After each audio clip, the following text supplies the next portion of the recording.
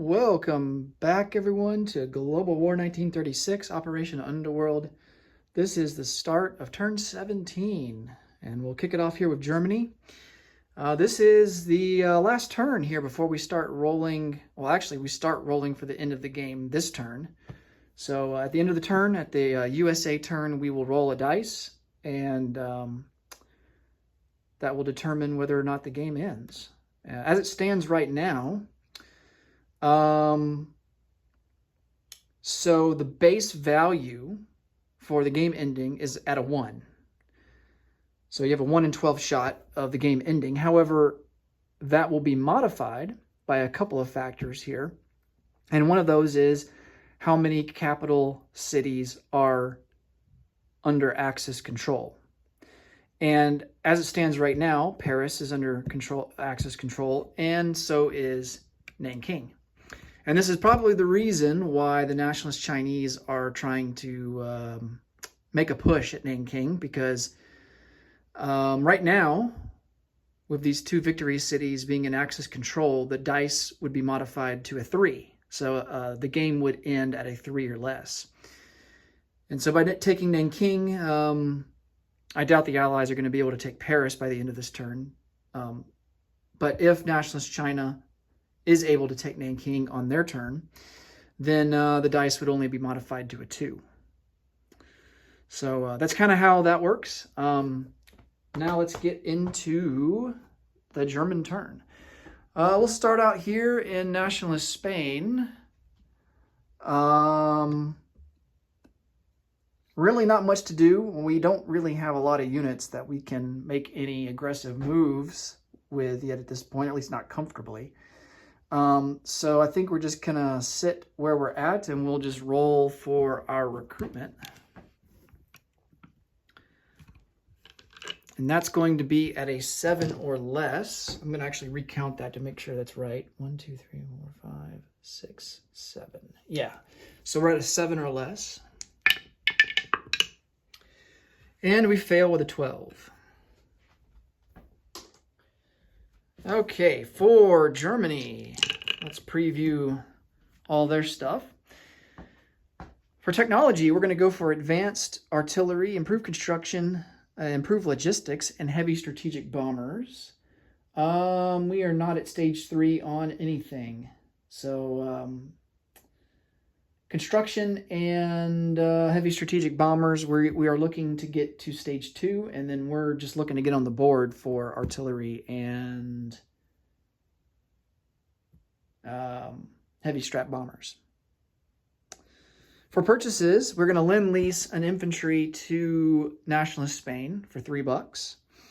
We do have $10 to account for, 2 for convoy raiding, and 8 for strategic bombing. We're going to spend $14 and purchase 2 advanced submarines. Let's see here. We're going to purchase 6 infantry total. And that's going to cost us $18. $5 for a self-propelled artillery. $8 for 2 Panzer Grenadiers. Let's see, 4 militia for $8. And then we're going to round it out by purchasing a fighter for $10. All right, combat moves. So we don't really have anything on the Western Front. All of our combat moves here are going to be on the Eastern Front, and we do have a couple.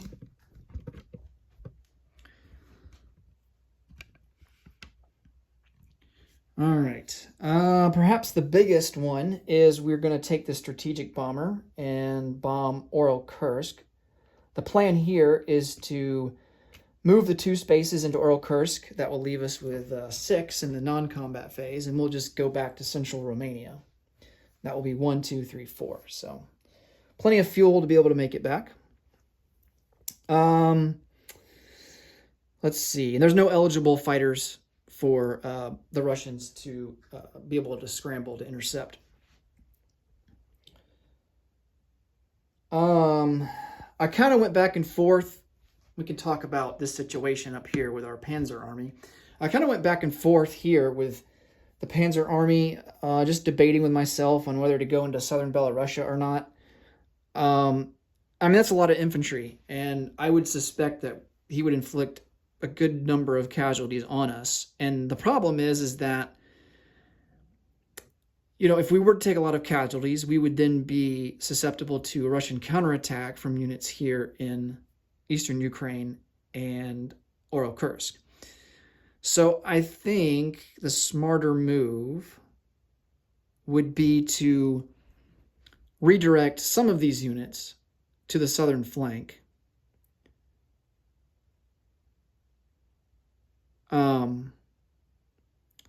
And then I also debated down here in the Ukraine of taking the Crimea, maybe using an airborne infantry that's over here in North Caucasia, and then sending these two infantry here. I believe that's Taurida, down into the Crimea. But I don't want to risk losing those units to fortification. And I don't, what would we really gain from doing that? You know, Crimea is only worth 1 IPP, and the Russians could just easily take it back the next turn if they wanted to. I think what the better move is going to be is in the non-combat phase, place these two infantry and two tank destroyers into Kyiv. There is no way that the Russians can surround Kyiv. And the reason for that is because Kyiv has an airfield, and the Russians don't have a strategic bomber or a medium bomber or a rocket to damage it. So they would not only have to surround Kyiv, but they would also have to damage the airfield in order for it to be considered fully surrounded. So I think we're going to use those units and place them in Kyiv. And of course, we're going to get the air transport out of there. So I think, really, at the end of the day, our only combat move is going to be into Kursk. I'm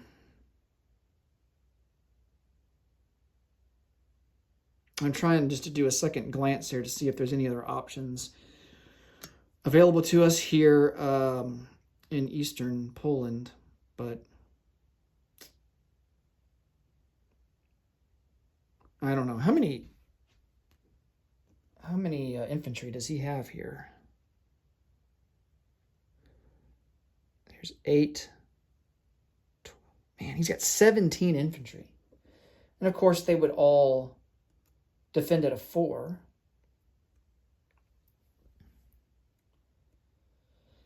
Oh, man.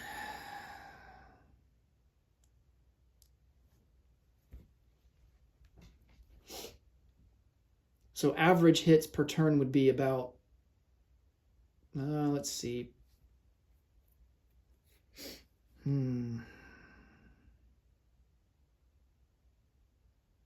4 is just over 25% chance of hitting. So if I'm doing my math right, yeah, 3 divided by 12 is what, 25%? 0.25? I think that's right. Yeah, because 3 times 4 is 12. Makes sense. All right, so yeah, it's slightly greater than a 25% chance for him to hit. So 4 and 4, so he's got 16. So yeah, I mean, that's on average probably just over 4 hits a turn. Of course, he's going to be, you would assume he's going to be losing units as combat goes on, as turns go on, so you would take less hits. So I don't know, I just don't want to lose potentially that many guys and give the Russians the opportunity to counter.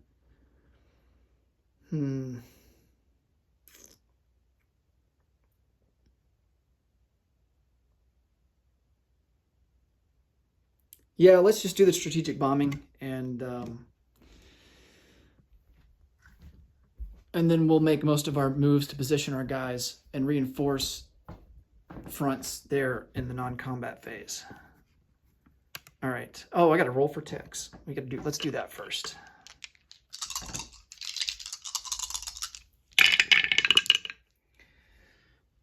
Wow. 0 for 4. Man, that's terrible. You can kind of say this one's cocked, and it's more on a 2. That's not a hit. All right. Well, failures across the board. Okay, so now let's roll for our strategic bombing of Royal Curse. We get 2d6 dice, and he gets 1d12. That's going to be at a 3 or less.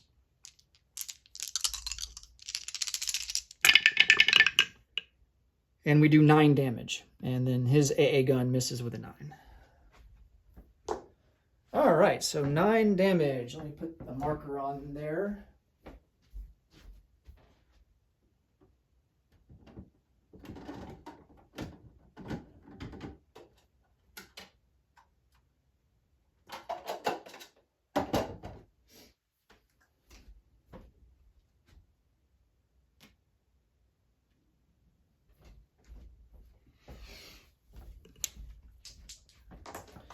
And now we can go to the non-combat phase.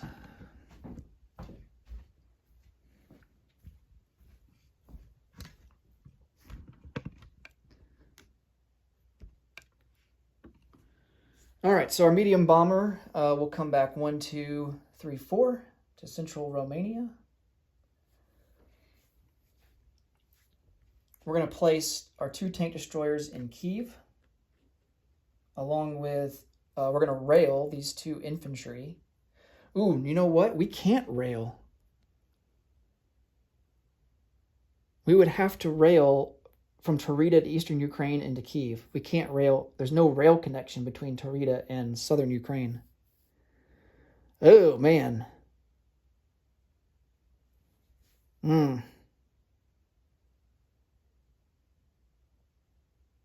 Well, that kind of changes my plans then. Yikes.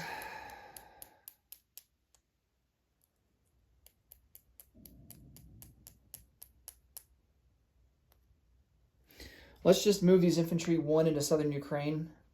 I mean, they're probably going to get wiped out by the Russians next turn.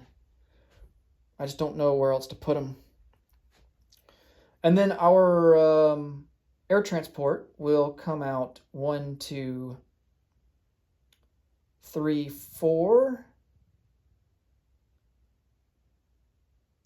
And pick up that airborne. I'm going to double check what the range of an air transport is. I can never remember.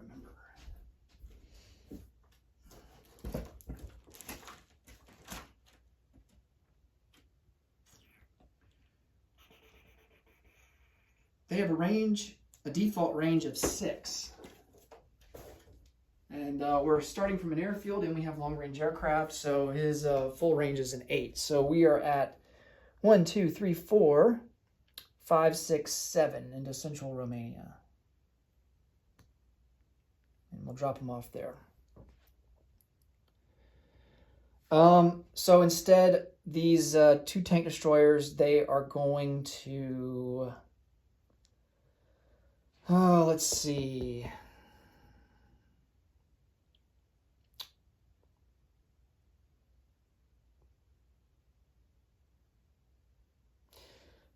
We're going to put them in Bessarabia.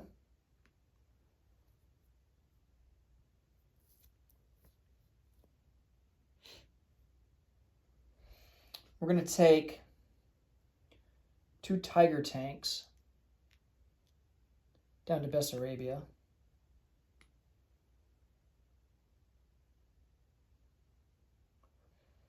One infantry in West Poland will come over 1 into Warsaw. Now let me think about this.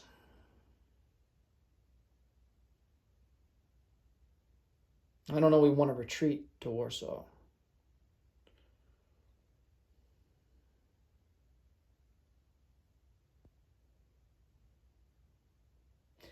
And the reason is because that would give them a connection to East Poland.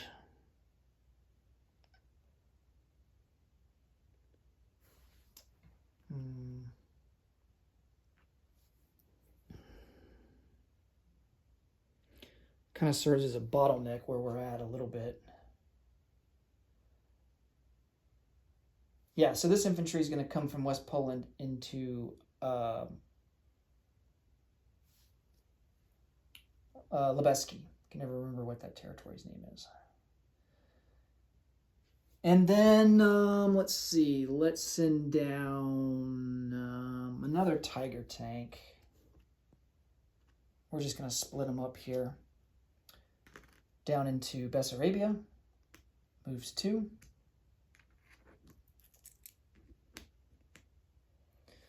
I'm doing this based on the assumption that he's going to make a move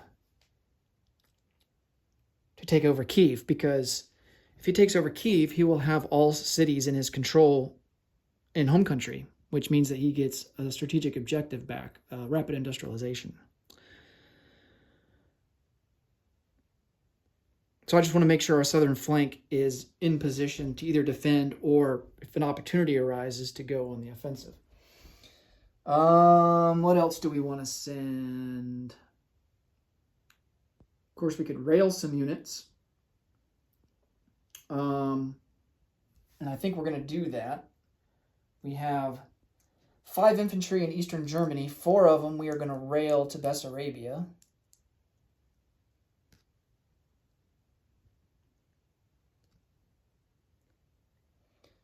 And then this other one will simply just move into West Poland.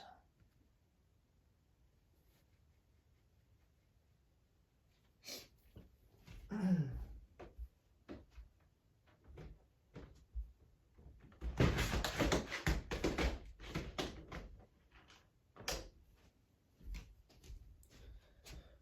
right, remove that chip.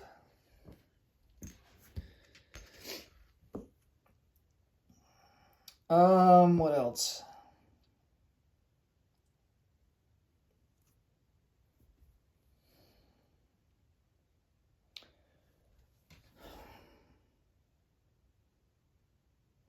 The issue is I don't want to remove too many troops here. Man, he could even blitz. He could even blitz into there. See, this is the problem. He can blitz. Well, he can't blitz there. He could blitz into eastern Poland. But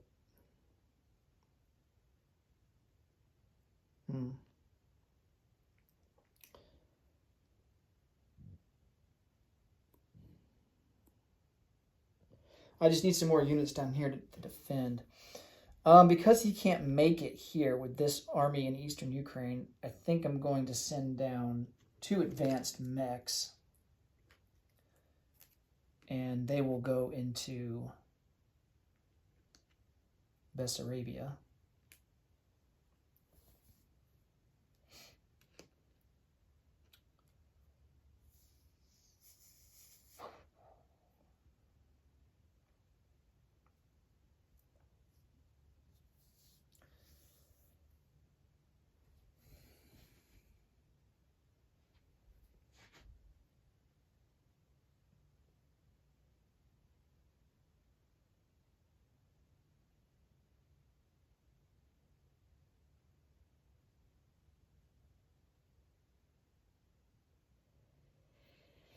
I think that's going to be it.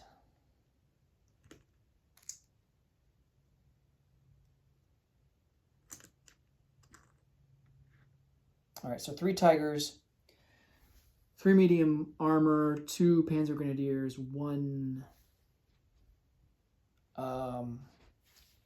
self-propelled artillery, and then quite a bit of infantry. That's going to be 9 infantry. Okay. Let's see.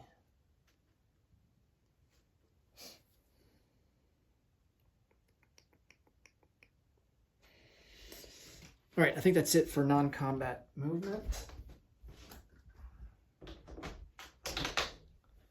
Now, I forgot to do something with Vichy that I meant to do. And that is these 2 infantry in northern Algeria. We're going to put them on a transport, and they're going to come down 1, 2, 3. And we're going to drop them off. We'll go into French Guinea. And we'll take French Guinea from the Free French.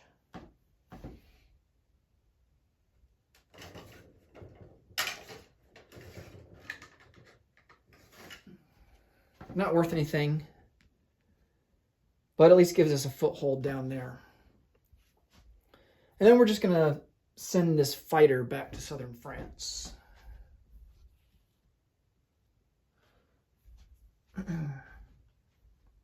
This destroyer will come down 1, 2, 3 as well.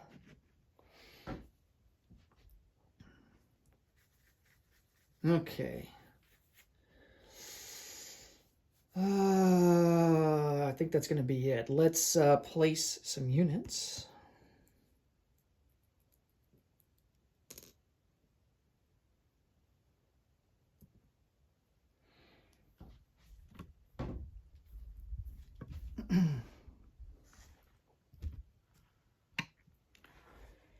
All right, 2 advanced subs will go down in A11, and they will go into the port there.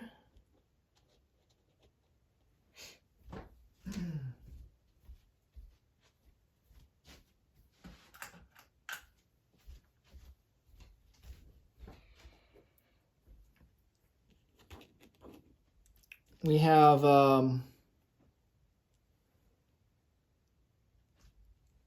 self-propelled artillery and 2 Panzer Grenadiers. I believe I was going to put them down in East Germany. All right, so 2 Panzer Grenadiers, self-propelled artillery.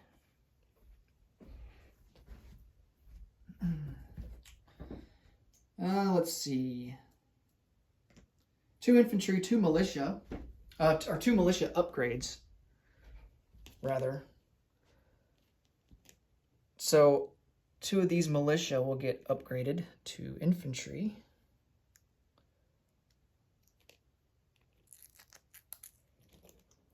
But then they just get replaced by 2 more militia.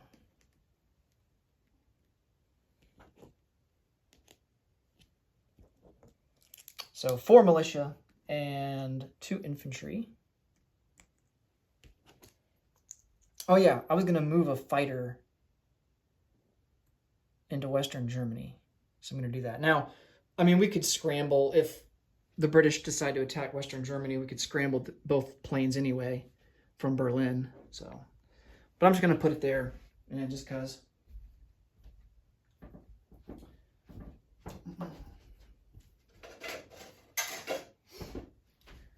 All right, next up we have 2 infantry in Warsaw and Romania. Central Romania, that is.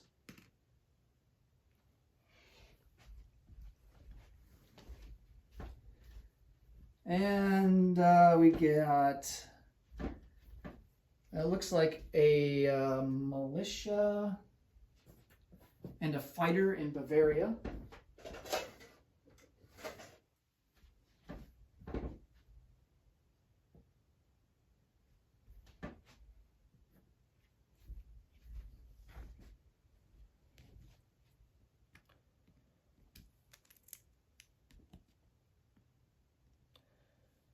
Okay.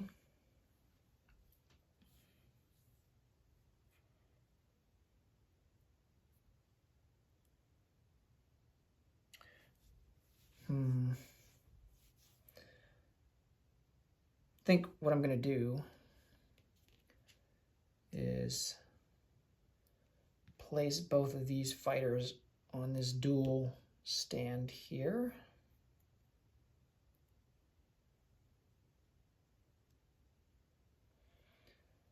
Okay. And then the solo fighter will go on a single stand in Bavaria. All right.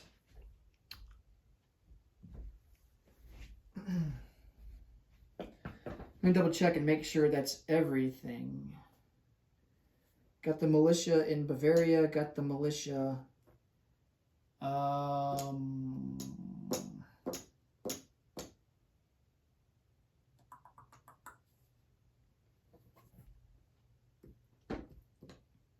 Had a militia somewhere else. It's not marked. Where was I going to put him? Oh, Königsberg. We have another militia that goes in Königsberg.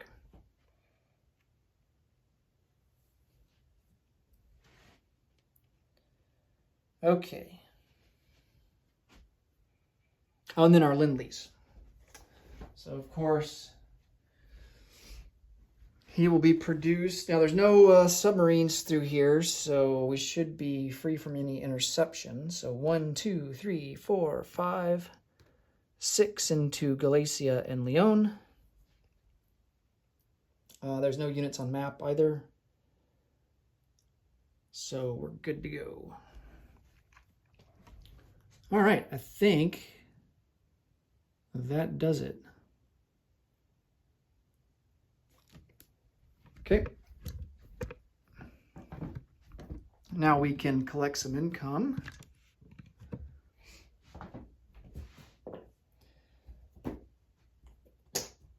So our base is sitting at 62.